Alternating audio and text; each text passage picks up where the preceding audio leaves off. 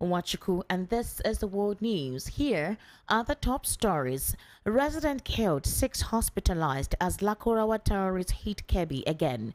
ICPC arrests NSCDC department commandant goes after ex-naval chief. Peter Obi questions Tinubu's government on transparency accountability. INEC takes action against 2023 electoral offenders, identifies 774 culprits.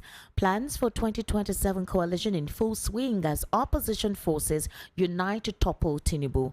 Brazil's president exclaims Trump not elected to be world leader, and world leaders react to Trump's sanctions on International Criminal Court. Details now.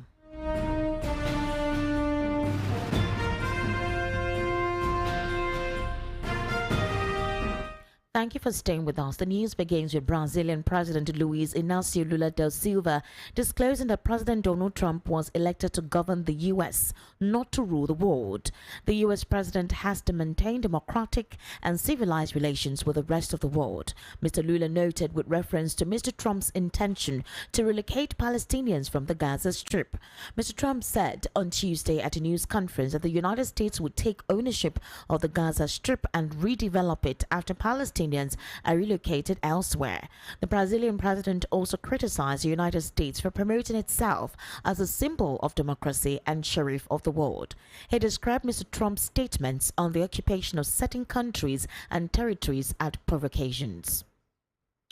Now, in a very recent development, Donald Trump's decision to sanction the International Criminal Court has increased the risk of impunity for serious crimes, since 79 parties to the global tribunal recently disclosed.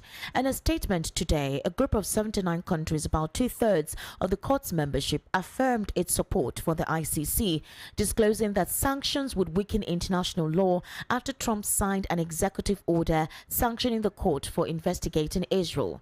They were joined by dozens of other nations, including the United Kingdom, France, Germany, Canada, Brazil, and Bangladesh. They disclosed that such measures increase the risk of impunity for the most serious crimes and threatens to erode the international rule of law, which is crucial for promoting global order and security. Today, the court is facing unprecedented challenges after Trump on Tuesday ordered asset freezes and travel bans against ICC officials, employees, and their family members, along with anyone deemed to have helped the court's investigations.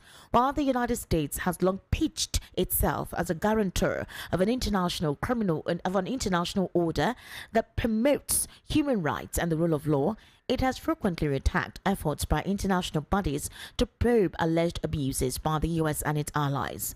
In the executive order imposing sanctions, the Trump administration said it would bring tangible and significant consequences for illegitimate and baseless actions targeting America and also close ally Israel. While Trump is the first U.S. president to sanction the ICC, his Democratic predecessor Joe Biden also considered the use of sanctions to penalize the court for investigating Israel.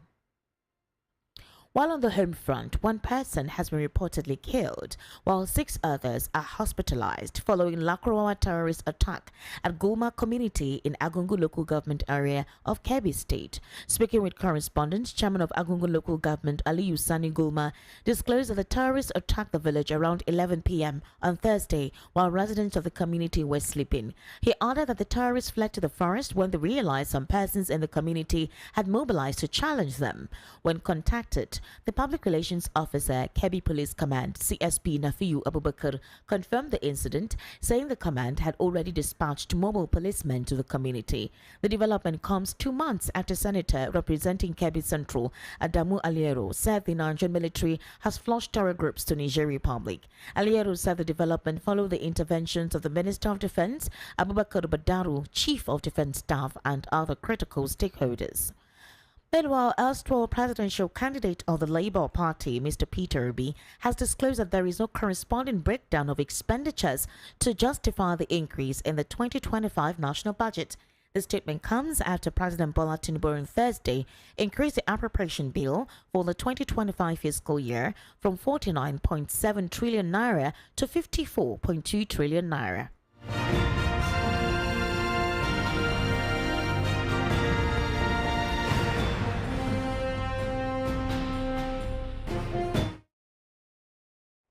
sincerely apologize for that. Now, reacting to this development, however, Obi said that Nigerians need to know how the resources generated are being allocated for the sake of transparency.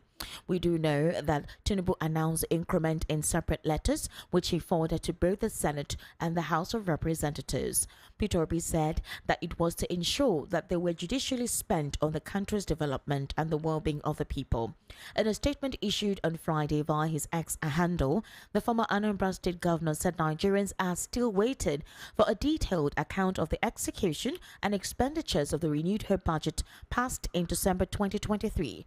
Obi further called on the National Assembly to seize this opportunity to obtain and make public the full details of the 2024 budget. He said, "Yesterday, I read about the increase in the budget of restoration to 54 trillion naira due to increased revenue.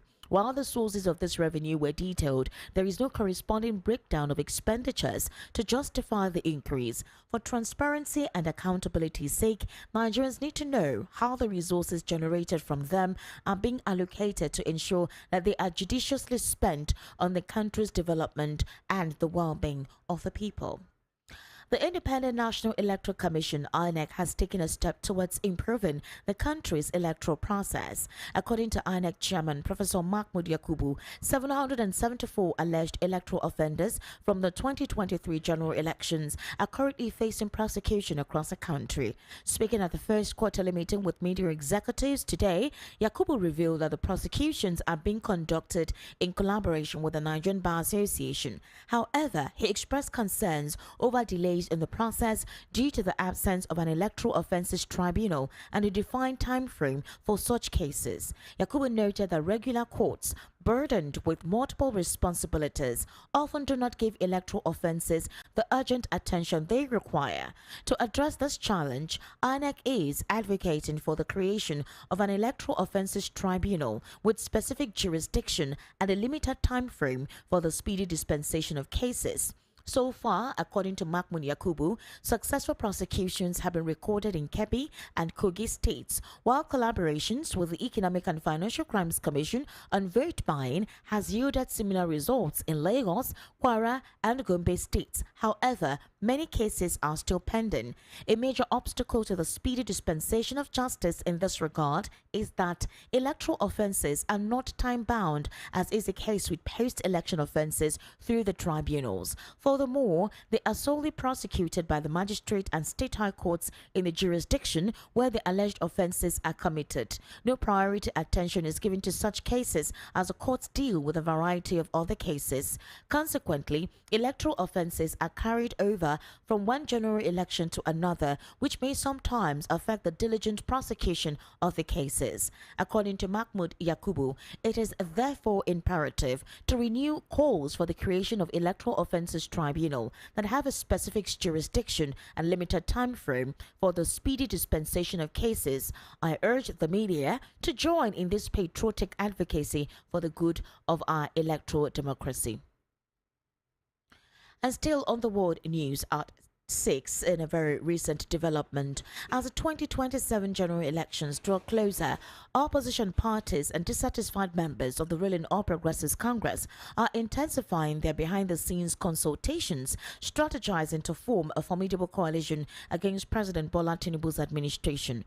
Key political stakeholders from the north and south, including opposition figures, APC defectors and civil society groups, are engaged in talks to establish a united front, while the full details of the strategies remain closely guarded to avoid APC suppression. Sources reveal that the belief is growing within the opposition that the current administration's policies have created vulnerabilities that can be exploited. Northern stakeholders in particular are leaning toward a coalition aimed at unseating Tinubu, citing the negative impact his administration's policies have had in their region.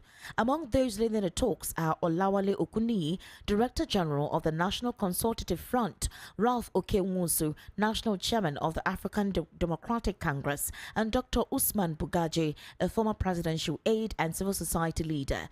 Okuniyi confirmed that the consultations involve key members from the APC, People's Democratic Party, Labour Party, New Nigeria People's Party, as well as Youth Movement. He said a national summit is scheduled for May, which will bring together influential figures to shape the future of the opposition coalition.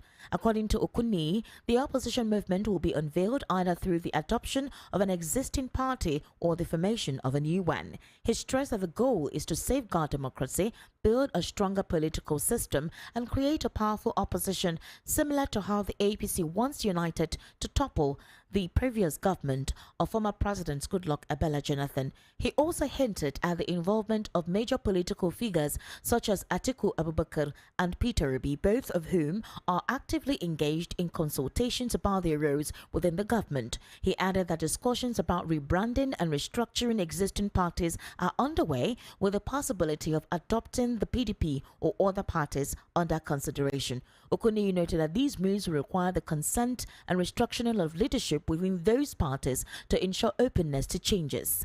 Meanwhile, ADC National Chairman Ralph Okenwusi confirmed that talks for the coalition are progressing, but stressed the need for caution to avoid interference from the ruling All Progressives Congress. You're currently listening to the World News at 6 right here on Voice of the People, 90.3 FM. We'll take a very short break, and then when we return, we'll head into a news analysis segment where I'm being joined right here in the studio with Mr. Peter Anosike, who is a political, national, and social affairs commentator. To kindly stay with us.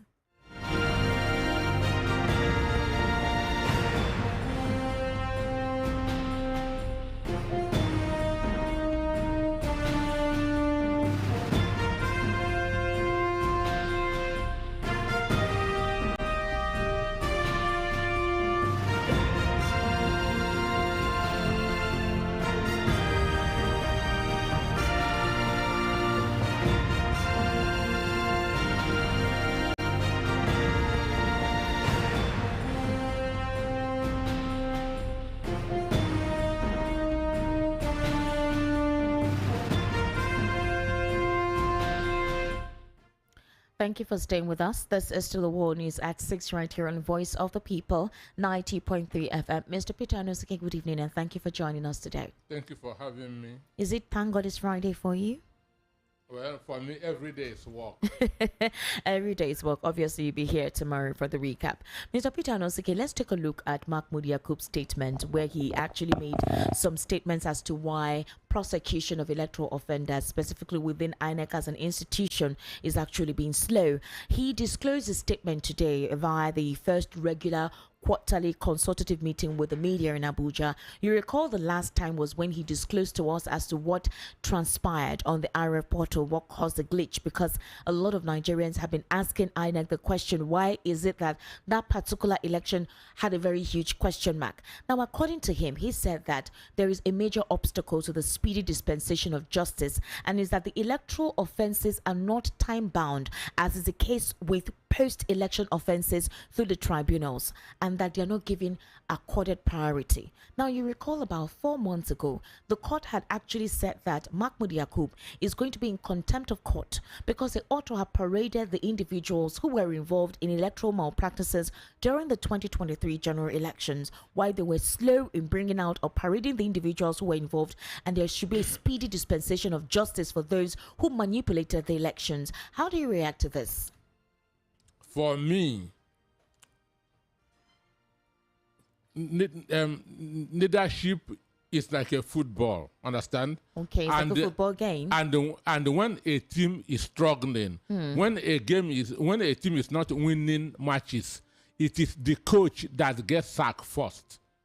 Okay, in other words? In other words, the first person that should face prosecution is Mahmood. It's Mahmood, the INEC chairman himself, because he is the head of a rotten institution. You cannot leave the head and begin to go that to somebody to a sweeper in the office. That's how things operate. Okay. So if there's somebody that should be talking about this, it shouldn't be Mahmood Yakub. Mahmood Yakub is the first person that should face prosecution. Understand me? Okay. So him giving excuses of those that are to be prosecuted is very, very wrong. It is him that should answer for the rot in INEC. Understand me? Okay. So anything other than that to me does not make sense. Okay. If there's one person that should stand at the dock, it is Mahmood. Understand me? It is Mahmood Yakubu. What if his hands are tied? Let's, for example, look at his hands are tied from standing. What if his hands are tied from the speedy prosecution of those who were involved in the electoral malpractice? Let me give you. Prosecuting who? Prosecuting those who were involved in electoral malpractice. He should be the first person to be prosecuted. Why should he be the first person to be prosecuted? Because he's the head. He's the head. He's Was he actively involved in any electoral malpractice that you can affirm or confirm? All the promises that he made before the election, was anyone fulfilled? All the promises that this man made before the election, was anyone fulfilled? Well, the IRF portal was used. It's just that there was a glitch during the elections when it came to upload of results, which he had explained on 2 occasions. So it's my fault then? I didn't say it's your fault, Mr. Noskem. Just say you're insisting. Let us be serious. Okay. Let us be serious. Okay. In any institution, if there's rot, if there's corruption, it is the man at the head that should answer for the rot and no other person. Understand me? All the promises that he made to Nigerians before the election, did he fulfill any of them? Understand me? They promised that results should be released through the IRF portal. We will see the results in real time. In real time. Yes. Understand? Was it done? No. For the presidential election, it wasn't done. Then why should another person face prosecution? So if the INEC chairman did not face prosecution, every other thing is just a mess. So you don't think, according to what INEC chairman is actually telling us, he's saying that the court process is usually very slow. To try who? To try the electoral offenders. No, it should be to try him. Those who are within the institution of INEC who corroborated in the corrupt practice of mutilating or being part of siphoning votes or vote buying. Now, for him, he said that the regular courts are burdened with multiple responsibilities and that they often do not give electoral offenses the urgent attention they require. So he's blaming the court for this, and he's also saying, sympathizing with the courts, that they are overburdened. They have other cases to deal with. But my question to this is, Mr. Nosike, the court has actually asked INEC since to ensure that the individuals were brought out, their names listed in the 2023 elections. This is 2 years after. And you're now giving us excuses. You're explaining to us that the reason why the cases are slow or the prosecution of these cases is because the courts are overwhelmed.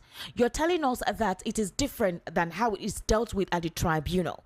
So in other words, what are you saying? That these individuals will continue to be free while you think, or you're sympathizing with the court? And he's also asking the media to partner and advocating for mobile courts to try electoral offenses cases. That's basically what he's advocating for. Excuse me. Your excuse, sir. In the Second World War, the #1 name is Adolf Hitler. Okay. So Hitler cannot be alive and be saying, "Go and try my sergeant." Understand me? So prosecution should start from the INEC national chairman. Okay. He is the one that deceived Nigerians. The other people followed his body movement. All right. The other people followed his body language. So any prosecution that doesn't involve him, to me, he shouldn't be a judge in this issue. Understand me? He must not be a judge in this issue. He is a culprit. Okay, let's look at a situation like this, Mr. Nosike. Just last week, I remember, President Bola Ahmed Tinubu signed for the sack of Hudu Yunusa Ari, another resident electoral commissioner in Sokoto, and another resident electoral commissioner in Abia. Now, it took 2 years for that to take place. Hudu Yunusa Ari couldn't be tried by the courts. There was no accelerated justice on the fact that this man came to the full glare of the media to announce Binani as the winner of the governorship elections of in Adamawa State. without collations properly done. We all saw and witnessed that arbitrary act by Hudu Yunusa Ari. It took the court time to provide, not even the court, the police to provide Hudu Yunusa Ari. On several occasions, he was supposed to be provided. We had different excuses. The president had to come and write that they be sacked immediately. That's why I asked you. Is it possible that the hands of Mahmood Yakubu are tied, especially when we saw in full glare the kind of mutilation that occurred on that particular day? So why did it take the president to intervene for the sacking of those guys? Excuse me, the Red Commissioner in Abia, what was his own offense? According to them, said there were those who were involved in electoral offenses during the 2023 elections for the governorship and also the presidential. For Hudu Yunusa Ari, we saw what happened in Adamawa. The president just, they said electoral offenses. Yunusa Ari announced a governorship result, yes, which he has no power to do. Mm-hmm. So it is an offense on its own. What did the Red Commissioner in Abia did? What's his own? We just heard that the president just signed that they were involved in electoral offenses and that their case had been pending because they've been suspended. All this while they've been suspended. So since they've been suspended, they should be sacked. Because he gave a Labour Party candidate, that's a victory. Any other thing? Who gave Labour Party? Are you referring to the Abia State's governorship election? Sure. And so you think that that's the reason why he was sacked, because Alex Oti won the governorship elections? What other reason? What other reason? So everybody knows what the guy in Adamawa did. And he did it that's in conjunction with the Commissioner of Police Imo State, sent by Ozademma. Understand me? Okay. So, because when he was announcing that result, the policeman that was standing behind him was the Commissioner of Imo State. What is his duty there? So for me, these people are not ready to follow due process in their doing of things.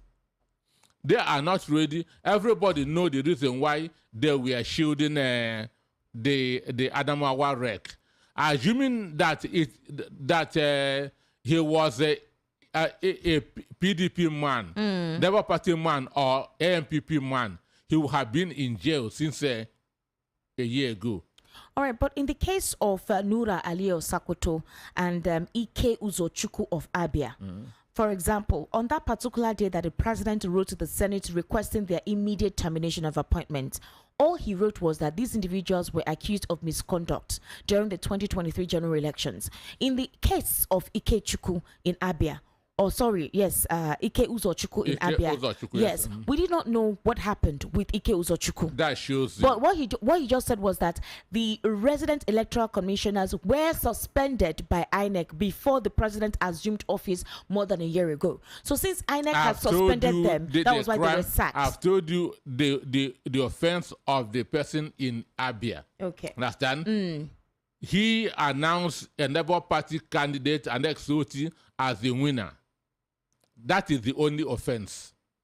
If not, misconduct is a bogus word. What does misconduct mean? The Adamawa man, everybody know what he did. Okay. It was open. He has no power to announce a result. He announced a result, and Binani went to NTA yonder to do his acceptance speech. So it's a crime. It is a crime. And when they say that they cannot trace him, to me, they are just shielding him because he is politically correct. He's politically correct. Yes, by being a member of the APC. So if you are in APC or you are politically correct, if you are in Labour Party, if you are in PDP, you are politically wrong. Understand me? Okay, so now when this particular situation occurred, and INEC chair today was talking about the reason why the electoral process for prosecuting electoral offenders is slow, and that they have over 774 electoral offenders, also calling for the establishment of mobile courts, whereby the cases of electoral offenders will be expeditiously looked into. He said that in as much as the regular courts are burdened with multiple responsibilities, and they do not give these cases the urgent priority that the cases require, that he would also ask that possibly some financial responsibilities should be part of the establishment of mobile courts. Now, for the INEC chair making this case, a couple of persons will say it's just like, a kettle calling pots black or something. Why are you advocating for the expeditious prosecution of electoral offenders when a couple of Nigerians do not trust you in being objective or neutral in the conduct of elections? I say he is not the person that should be preaching this sermon. Understand me? He should be a defendant that's on this issue. This man deceived Nigerians. Exactly what Sirika, the former aviation minister did. Hadi Sirika. Understand me? That's exactly what he did. Because go and listen to all their promises before the election and tell me which one was kept and why he shouldn't be prosecuted. All right, a couple of opposition party members and a couple of other political analysts like yourself feel that Mahmood Yakubu is still in place towards the authentication, or strengthening some certain political machinations for 2027. Do you think that's true, if we know that his tenure will soon expire? His tenure is expiring this year. This year? Sure. We don't know when this year. It should be November this year. November this year. His tenure will expire. Yeah, sure. So obviously, but he'll be the one responsible for the conduct of the Anambra elections?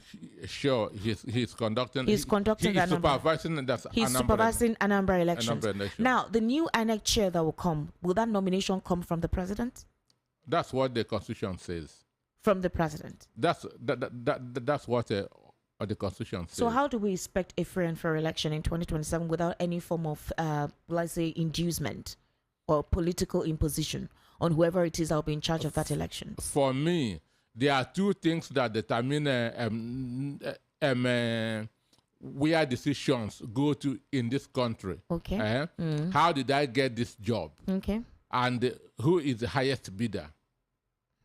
Understand me? How did I get this job? Who facilitated me getting this job? All right. And that's the president. Understand me? Then who is ready to pay more money? Because today, INEC is now, which is supposed to promote democracy, has become an undertaker of democracy. Has become, INEC that is supposed to promote democracy has become an undertaker of democracy. Can you explain that phrase, please, so we understand what you mean? You know what an undertaker does?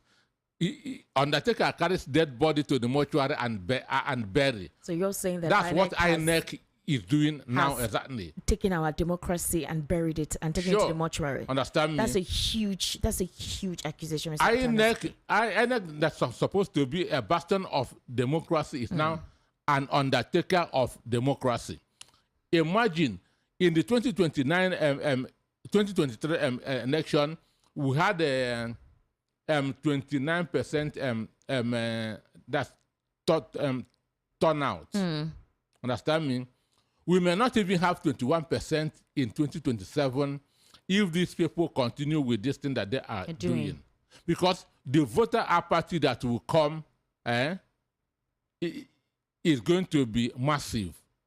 All right. For Amechi, former governor of Rivers State and former transportation minister, he has advised Nigerians to please come out and vote, that the country is a mess. That he knows that Nigerians are tired, but that they should please come out and vote. Now, here is the issue. as 2027 general elections are coming close, because whether you like it or not, preparations are already on the way.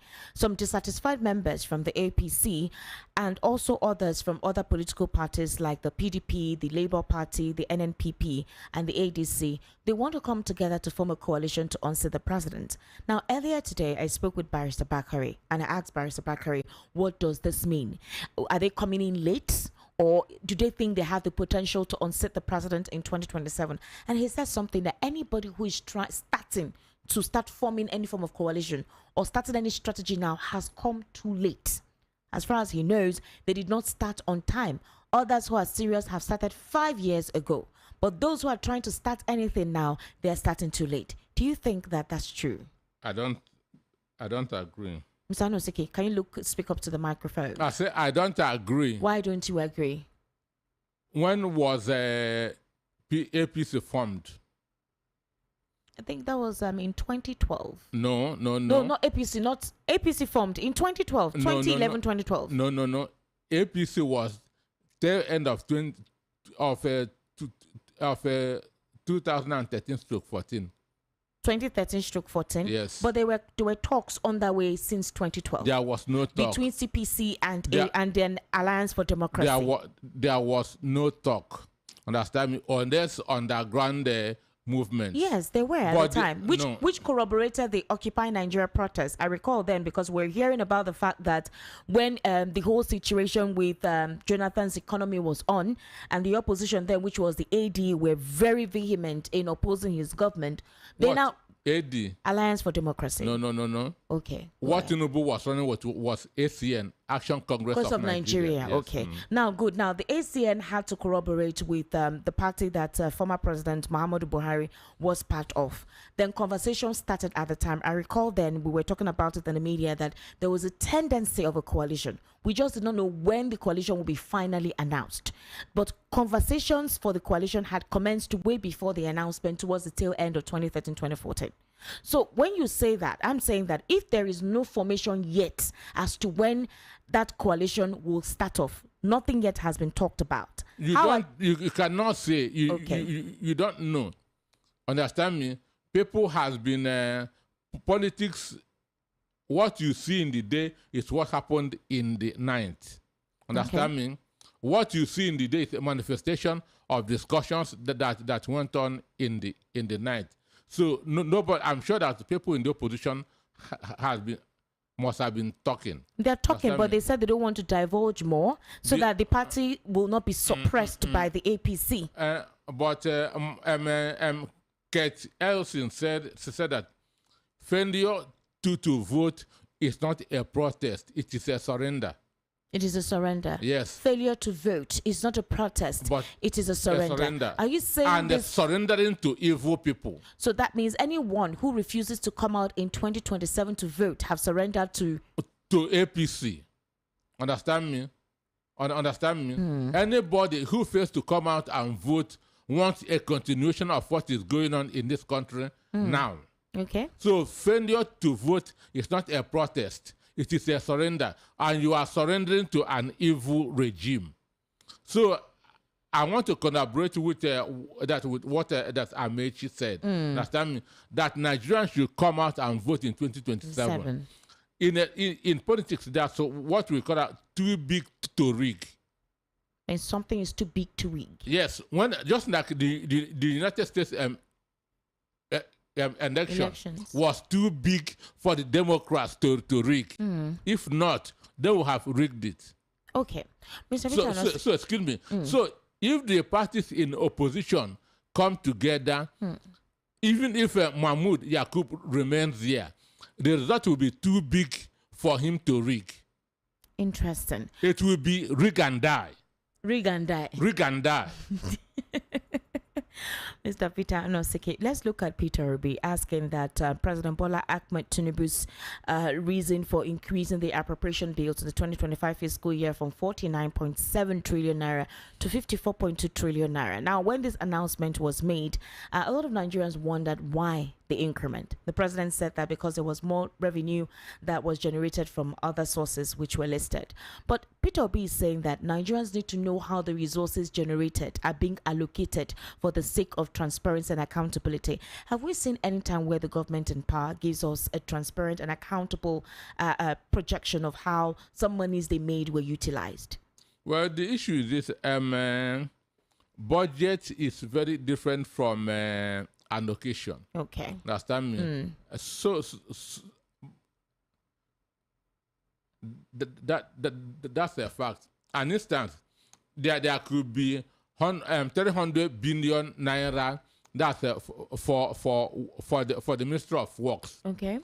That should be the budget. At the end of the day, 120 billion may be allocated. All right. So it's not when they say that 50 billion has been approved for an agency that the whole 50 billion will be given to them. So in other words, where do you stand? Do you stand that there should be an accountability of how the funds were used before the increment? Because that's what he's saying. He's calling on the National Assembly to seize the opportunity to make public the full details of the 2024 budget and how it was used. What are the viable or physical projects that we can see through through the means which these expenditures were made? Excuse me. Okay. I always say that leadership should begin from the house. Okay. But what we have everywhere are failed fathers and mothers. Okay. Understand me? An instance, if you give your child pocket money and he comes again, I need more. You have to ask, what did you do with the one that I gave to you? This is the standard. But you have a rubber stamp National Assembly that doesn't ask questions. Understand me? Okay. You have I called our Senate privileged old people's home. Chai. Understand me? Because if they are vibrant, they should be asking questions. So you call them privileged old people's homes? If they are vibrant, that's when you retire as a governor for 8 years. The next is you retire to the Senate. So you just be collecting money at the end of the month and not doing anything. Before 2027, 2025 budget should have been presented. They ought to have called the MDAs. Or give me an account of how you spent the 2024. Understand me? Because this is what they will be doing in their homes. Understand me? You cannot just keep on giving without asking, how are you spending this? Okay. The INEC National Chairman some time ago mentioned the money that they need. Okay.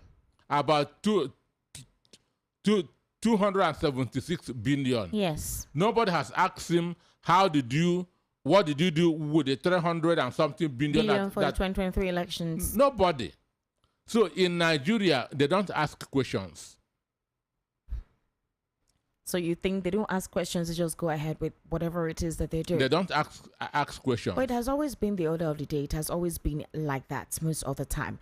But Mr. Peter Anosike, let's look at this particular situation because it's quite important for us to have a conversation on this. And specifically, it has to do with governance. Governance is the essence or the bane of what forms a society. We're having crime and criminality on the rise. We are having the security forces telling us that crime has reduced to a significant extent. Former President Muhammadu Buhari told us that security and the economy was better under his administration than now when Buhari slept for 8 years. Understand me? He slept so he cannot give up. I have said it over and over. If you tell Buhari, right, you are still worship as a president, he cannot do it. He cannot do because that presence of mind is not there. Okay. He did not know what was happening around him. Okay. So when Aisha and Buhari said that cabals we are running her government, her husband administration, it is true. But the president is the former president is praising his administration. In other words, possibly mocking this current administration, saying that this current administration, considering the fact that the president is known as a political strategist, someone who said he knew how to revamp and revitalize the Nigerian economy, the former president is saying that his administration is way better than this one. What do you expect? Would you agree with that? That his administration was better than this, or this administration is actually better than that of Buhari? Well, in comparison, for now, I'll give Buhari pass mark. Are you sure? You just said that Buhari was sleeping for 8 years. We observed nepotism, we observed corruption, we observed issues with security, brazenness in all that regard. Are you saying that his administration is better than this? I judge government based on the quality of life of the people. We experienced cash crunch. People died at that period of Buhari. I judge government based on the quality of life. What the street tells me, not what IMF or World Bank tells me. You. And under Buhari, how much is a bag of rice? Under Tinubu, how much is a bag of rice? Under Buhari, how much is transport from Lagos to Onitsha?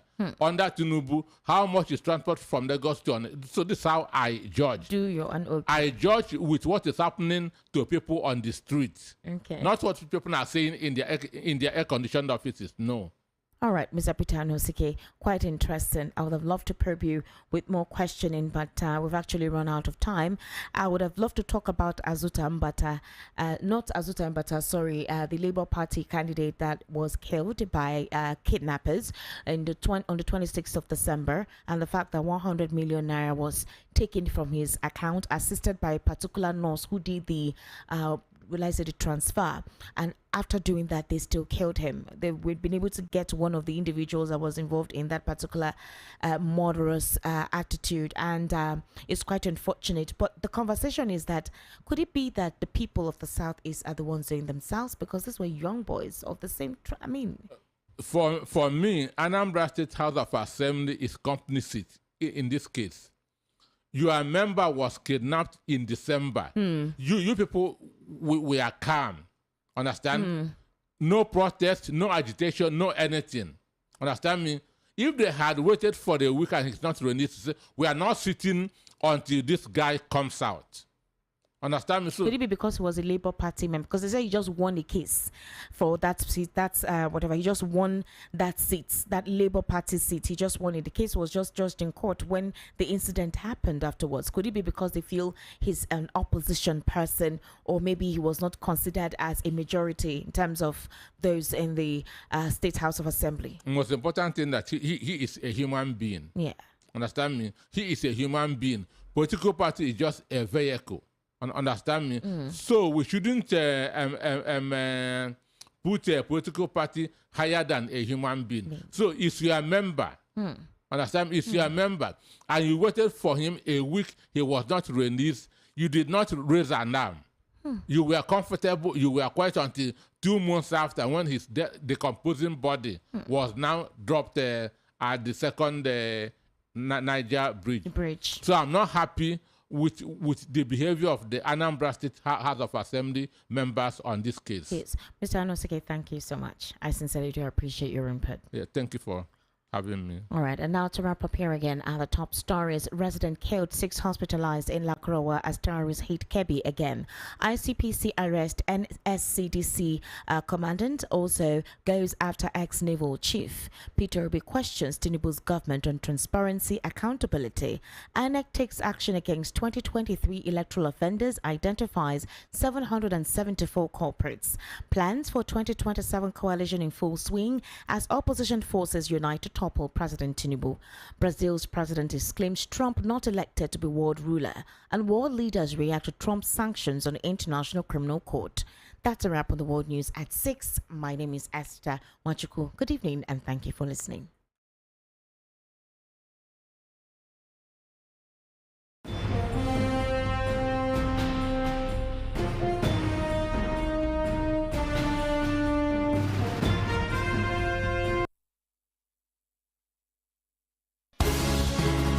Broadcasting live from the Coco News Center, giving you the latest updates around the globe. This is VOP 90.3 FM.